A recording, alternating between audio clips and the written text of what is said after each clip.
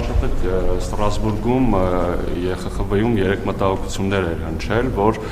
իշխանություն եկեղեցի առճակատման մասին, արդյոք այս փաստը, որ արդեն եւ եվրոպացի падգամավորը նշել էր, որ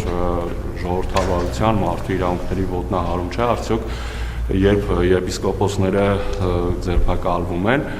արդյոք այս հարցը մտահոգիչ չէ մեր համար, երբ արդեն միջազգային հարթակներում է քննարկվում եւ որքանով էր իրականությանը համապատասխանում Արարատ Միրզոյանի պատասխանը, երբ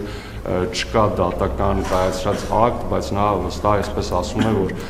հոգեորականները փորձել են զավթել իշխանությունը եւ սպանել իրեն։ Այսքանը։ Նախ մենք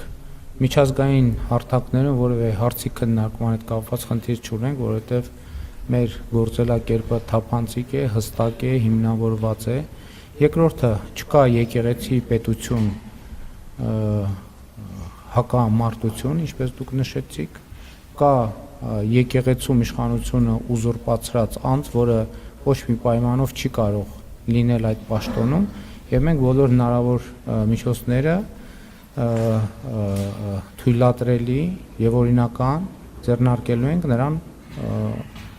իրեն ոչ արժանի տեղից դուրս բերելու համար։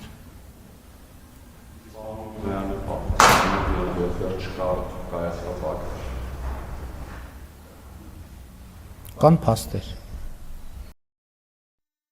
Հավանիչ տեսանյութը եւ բաժանորդագրվիչ նորությունները բաց չթողնելու համար